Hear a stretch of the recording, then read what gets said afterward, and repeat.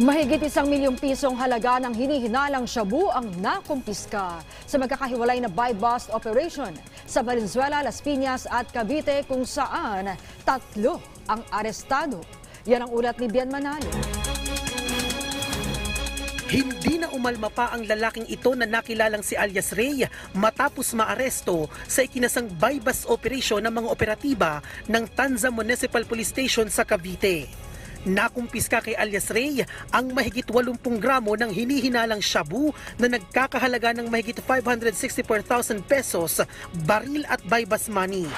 Sa Valenzuela City, nasabat naman mula sa isang drug suspect ang mahigit 340,000 pesos na halaga ng umano'y shabu at mga drug paraphernalia. Nadakip ang lalaki sa buy-bust operation ng Valenzuela City Police Station sa Barangay Mapulang Lupa, Valenzuela City. Tinatayang nasa 15 gramo ng hinihinalang shabu ang nasamsam naman kay alias Jim na itinuturing na street-level individual sa Drug Watch Lisa Las Piñas City. Aabot sa mahigit na 100,000 piso ang estimated value ng umano'y shabu.